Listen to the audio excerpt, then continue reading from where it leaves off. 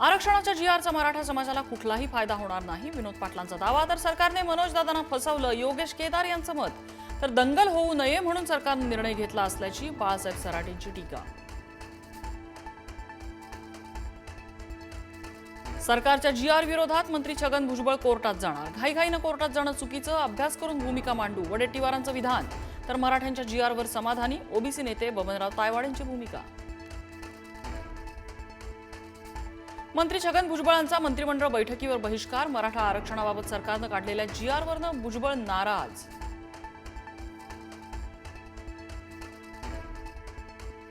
भुजबळ नाराज आहेत म्हणजे जी-आर पक्का। मनोज जरांगेंचा टोला, तर चुकलो असेल तर जी-आर परत काढायला लावू, अफवांवर विश्वास ठेवू नका, जरांगेंचं आवाहन। मराठा आरक्षणाच्या जी-आर विरोधात ओबीसी संघटना आक्रमक। बीड, इंदापुरात सरकारनं काढलेल्या जी-आरची होळी, तर हाकेंकडून जी-आरची प्रत फाडत धरणं आंदोलन।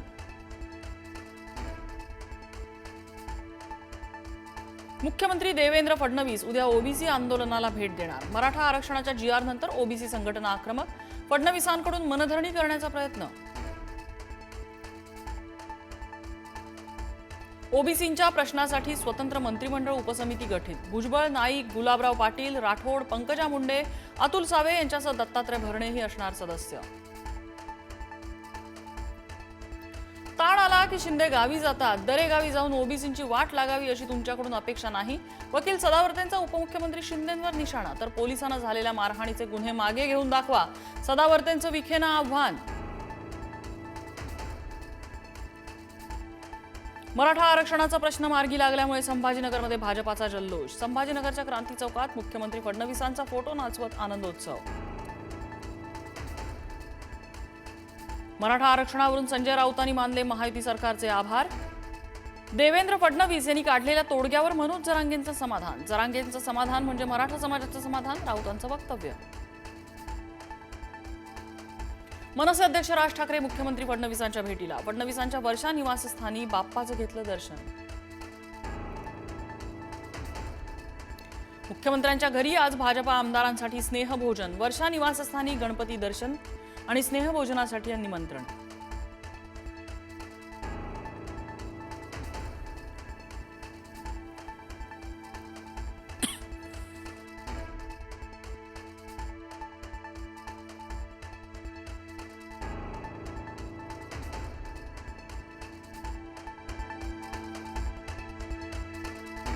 गुंड अरुण गवळीची नागपूर मध्यवर्ती कारागृहातून सुटका। सर्वोच्च न्यायालयाने जामीन मंजूर केल्यानंतर 18 वर्षांनी जेलमधून बाहेर।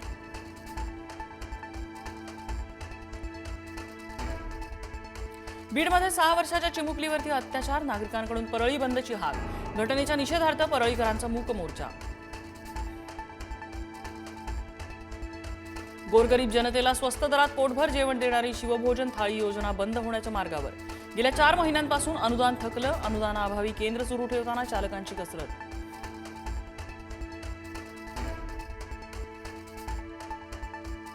नागपुरातील डबल डेकर उड्डाणपुलाची गिनीज बुकमध्ये नोंद। महामेट्रोकडून कामठी मार्गावरील सर्वात लांब उड्डाणपुलाची निर्मिती।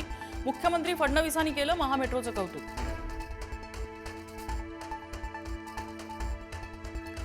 ठाण्यात जुन्या भांडणातून कार खाली चिरडून एकाची हत्या। गुंड संतोषने विठ्ठल गायकर यांना गाडीखाली चिरडलं। फरार आरोपीचा शोध सुरू, गाडी पोलिसांच्या ताब्यात।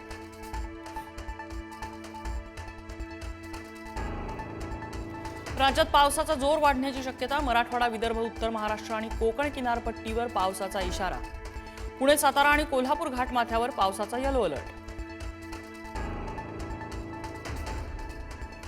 दिल्लीत पावसाची संततधार। यमुना नदी धोक्याच्या पातळीवर। नदीनं धोक्याची पातळी ओलांडल्यानंतर पूरसदृश्य परिस्थिती। नदीकाठच्या रहिवाशांना सुरक्षित स्थळी हलवलं।